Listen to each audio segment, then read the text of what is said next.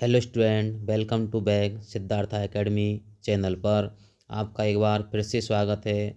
हम आपके लिए बोर्ड एग्ज़ाम की दृष्टि से board exam booster objective question series लेके आए हैं। इससे आप बोर्ड एग्ज़ाम में अच्छा स्कोर कर सकते हैं। तो आज का फर्स्ट क्वेश्चन है टेस्ट सीरीज का, तंत्रिका कोशिका से निकली छोटी छोटी धागे जैसी शाखाओं को क्या कहते हैं? Dendrites, synapsis, Ranvier, axons. तो इस क्वेश्चन का करेक्ट आंसर है डेंड्राइट्स। सेकंड क्वेश्चन, शरीर में समन्वय किसके द्वारा होता है? रुधिर परिवहन तंत्र द्वारा, तंत्रिका तंत्र द्वारा, अंतःस्रावी तंत्र द्वारा, तंत्रिका तंत्र एवं अंतःस्रावी तंत्र द्वारा।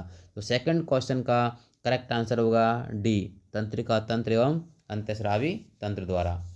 थर्ड क्वेश्चन है, परदीय तंत्र का तंत्र में होती हैं कपाली तथा मेरु तंत्रिकाएँ, मस्तिष्क तथा मेरुरज्जु, अनुकंपी तथा परानुकंपी तंत्रिकाएँ और मेडुलेटेड तथा नॉन मेडुलेटेड तंत्रिकाएँ। तो थर्ड क्वेश्चन का करेक्ट आंसर होगा ए, कपालीय तथा मेरु तंत्रिकाएँ। फोर्थ क्वेश्चन है, अंडाशय की और परागनली की वृद्धि किस प्रकार की गति है? जो अंडाशय में क्या होती है, पुष्प के अंदर परागनली होती है, जो उसमें परागनली की गति होती है अंडाशय की ओर, तो वो किस प्रकार की गति दर्शाती है? गुरुत्वानुवर्तन, प्रकाशानुवर्तन, जलानुवर्तन, रसायन अनुवर्तन। तो इसका करेक्ट आंसर होगा डी, रसायन अनुवर्तन। फिफ्थ क्वेश्चन है, मटर के प्रतान आधार पर सहारे से लिपट जाते हैं, यह किसका अच्छा उदाहरण है? अनुकुंचन गतियाँ, रसायन अनुवर्तन गतियाँ, स्पर्श अनुवर्तन गतियाँ, प्रकाश अनुवर्तन गतियाँ। तो करेक्ट आंसर है पाँचवें का सी, स्पर्श अनुवर्तन।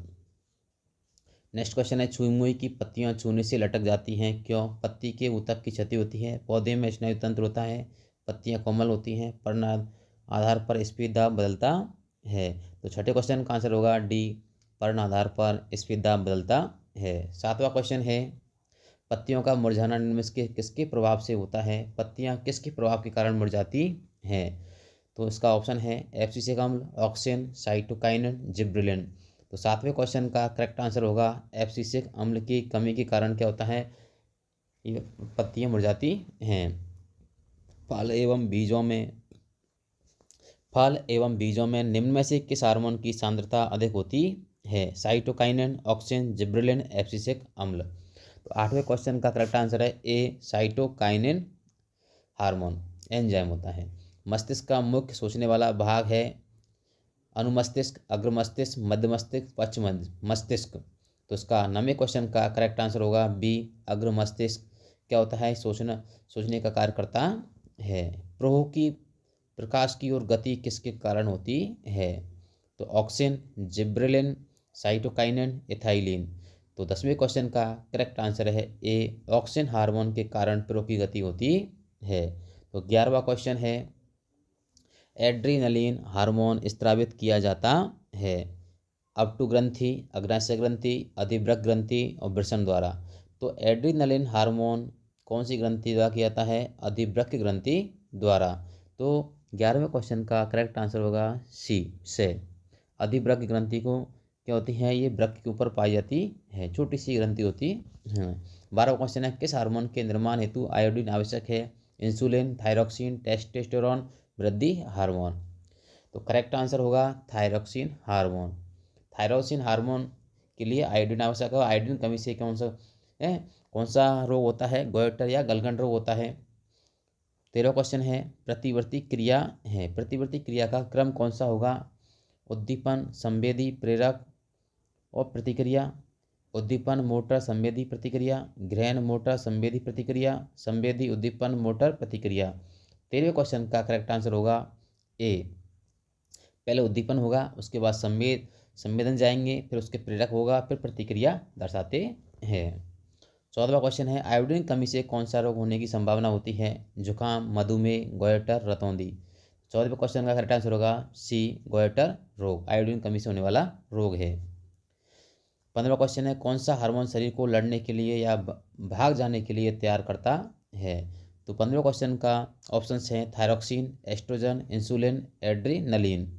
तो 15वें क्वेश्चन का करेक्ट आंसर होगा एड्रीनलिन हार्मोन होता है जो हमें लड़ने के लिए क्या करता है, प्रेरित करता है या भाग जाने के लिए प्रेरित करता है।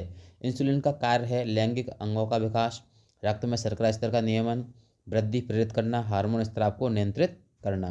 तो इंसुलिन क्या करता है, रक्त में शर्करा स्तर का नियमन करता है। 16वें क्वेश्चन का आंसर होगा बी, करेक्ट आंसर। 17वां क्वेश्चन, निम्न में से कौन सी अंतःस्रावी ग्रंथि जिसकी आकृति एच के समान है जो मानव के गले या कंठ में स्थित होती है? तो थायराइड ग्रंथि, पीयूष ग्रंथि, एड्रिनल ग्रंथि, पीनियल ग्रंथि। तो गले में एक ही ग्रंथि होती है, वो कौन सी ग्रंथि है? थायराइड ग्रंथि। 17वें क्वेश्चन का करेक्ट आंसर होगा ए। 18वां क्वेश्चन है, कोशिका विभाजन को प्रेरित करने वाला पादप हार्मोन है ऑक्सिन, साइटोकाइनिन, जिब्रेलिन, थायरोक्सिन।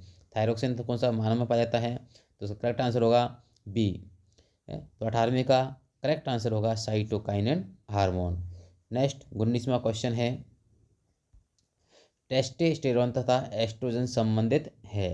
तो टेस्टोस्टेरोन तो नर में पाया जाता है, नर हार्मोन है, जबकि एस्ट्रोजन मादा हार्मोन है। ये क्या कार्य है इनके? शर्करा स्तर नियमन, पाचन क्रिया से, यौन आरंभ से, उत्सर्जन क्रिया से। तो 19 में करेक्ट आंसर होगा यौन आरंभ से। ये क्या होते हैं? लैंगिक हार्मोन है। ये क्या करते हैं?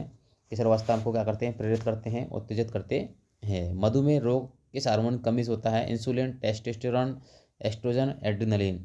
दो हार्मोन तो कौन से हैं? लैंगिक हार्मोन है, लिंग हार्मोन है, जबकि इसका करेक्ट आंसर होगा 20वें का ए, इंसुलिन। इंसुलिन हार्मोन स्रावित किया जाता है अमाशय से, अधिवृक्क ग्रंथि से, थायराइड ग्रंथि से, अग्नाशय ग्रंथि से। 21वें करेक्ट आंसर होगा डी, अग्नाशय ग्रंथि। निम्नलिखित में कौन सा पादप हार्मोन है? Gibberellin, estrogen, insulin, thyroxine. जबकि एस्ट्रोजन, इंसुलिन और थायरोक्सिन हार्मोन ये तीनों तो क्या हैं? एनिमल्स, मनुष्य में पाए जाते हैं, जबकि जिब्रेलिन हार्मोन जो किस में पाया जाता है? पादप में पाया जाता है। कोशिका विभाजन का कौन सा हार्मोन प्रेरित करता है? एफसीसी अम्ल, टेस्टोस्टेरोन, ऑक्सिन और साइटोकाइनिन। 23वें क्वेश्चन का करेक्ट आंसर होगा डी, साइटोकाइनिन। नेक्स्ट क्वेश्चन है 24वां, अपटू ग्रंथि को थायरोक्सिन हार्मोन बनाने के लिए आवश्यक है? तो sodium, potassium, iodine, magnesium. Correct answer होगा अपटू ग्रंथि को क्या चाहिए? 23वें क्वेश्चन करेक्ट आंसर होगा अपटू ग्रंथि को थायरोक्सिन हार्मोन, क्या थायरोक्सिन हार्मोन बनाने के लिए आवश्यक होता है? तो वो है आयोडीन। क्या चाहिए? आयोडीन चाहिए। सभी अनैच्छिक क्रियाओं का नियंत्रण मस्तिष्क का कौन सा भाग करता है? तो 25 में इसका ऑप्शन है मेडुला, अग्र मस्तिष्क, प्रमस्तिष्क और अनुमस्तिष्क। 25वें क्वेश्चन का करेक्ट आंसर होगा ए, मेडुला ओब्लिगेटा। ये क्या होता है? पश्च मस्तिष्क होता है, इसके द्वारा सभी अनैच्छिक क्रियाएं नियंत्रित होती हैं। 26वां क्वेश्चन है, अंतःस्रावी ग्रंथियों के स्राव को कहते हैं? फीरोमोन, एंजाइम, हार्मोन, म्यूकस। तो अंतःस्रावी ग्रंथियों के स्राव को क्या कहते हैं? हार्मोन कहते हैं। 26वें क्वेश्चन का राइट आंसर होगा सी। अंतःस्रावी ग्रंथियां हैं नलिका युक्त ग्रंथियां, अम्लीय ग्रंथियां, क्षारीय ग्रंथियां, नलिका रहित ग्रंथियां। तो अंतःस्रावी ग्रंथियां तो कौन सी होती हैं? करेक्ट आंसर होगा डी, नलिका रहित ग्रंथियां।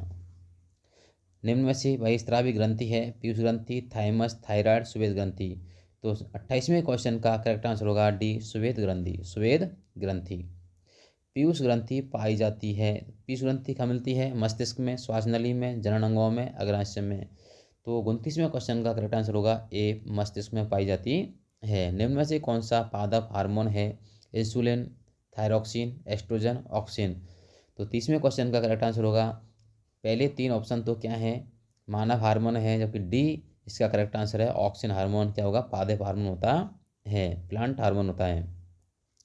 31वां क्वेश्चन है, मस्तिष्क का कौन सा भाग शरीर की संस्थिति एवं संतुलन के लिए उत्तरदायी है? क्या करता है? कौन सा हार्मोन कौन सा भाग शरीर, मस्तिष्क का कौन सा भाग है जो शरीर का संतुलन बनाए रखता है? तो 31वें क्वेश्चन का करेक्ट आंसर होगा अनुमस्तिष्क।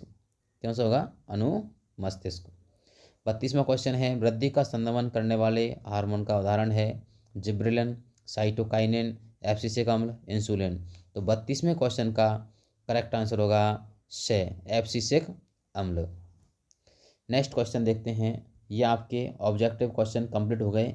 हम कुछ 8 से 10 क्वेश्चन रिक्त स्थान वाले देखते हैं। ये भी हमारी बोर्ड एग्जाम में पूछे जाते हैं और ये एग्जाम की दृष्टि से अति महत्वपूर्ण है। तो फर्स्ट क्वेश्चन है, तंत्रिका आवेगों को एक न्यूरॉन से दूसरे न्यूरॉन तक संचरण को क्या कहते हैं? सिनेप्सिस कहते हैं। तो इसका आंसर होगा पहले का सिनेप्सिस। सेकंड क्वेश्चन है, प्रतिवर्ती क्रियाओं का संचालन किसके द्वारा किया जाता है? तो प्रतिवर्ती क्रियाओं का संचालन मेरुरज्जु के द्वारा किया जाता है। तो सेकंड क्वेश्चन का आंसर होगा मेरुरज्जु। मधुमेह के मरीजों का सफलतापूर्वक उपचार किया जा सकता है? तो इंसुलिन हार्मोन। थर्ड क्वेश्चन का आंसर होगा इंसुलिन हार्मोन। बाल्यकाल में पीयूष ग्रंथि की वृद्धि हार्मोन के अल्प स्रावन से व्यक्ति क्या होता है? बौना हो जाता है। यदि पीयूष ग्रंथि से जो स्राव हार्मोन है वो कम स्रावित होता है तो व्यक्ति बौना जाता है, और अधिक होता है तो वह क्या होता है? दीर्घकाय हो जाता है। तो इसका करेक्ट आंसर होगा बौना। पांचवा क्वेश्चन है, हार्मोन की क्रिया की पुनर्भरण क्रिया विधि द्वारा नियंत्रित करती है। हमारे शरीर में नियंत्रण एवं समन्वय का कार्य किसके द्वारा किया जाता है? तंत्रिका तंत्र द्वारा किया जाता है। छठवें क्वेश्चन का आंसर होगा तंत्रिका तंत्र होगा। मस्तिष्क एक हड्डियों के किसके बॉक्स के रूप में अवस्थित होता है? मस्तिष्क में क्या होता है? मस्तिष्क होता है जो हड्डियों के बॉक्स के रूप में अवस्थित होता है। चारों तरफ क्या होती हैं? हड्डियां होती हैं, उसके बीच में स्थित होता है। अनैच्छिक क्रिया जैसे वमन पश्च मस्तिष्क में स्थित मेडुला द्वारा नियंत्रित होती है। पश्च मस्तिष्क में क्या होता है? मेडुला भाग द्वारा क्या होती है? नियंत्रित होती है। मादा हार्मोन को कहते हैं एस्ट्रोजन। इसका करेक्ट आंसर होगा एस्ट्रोजन।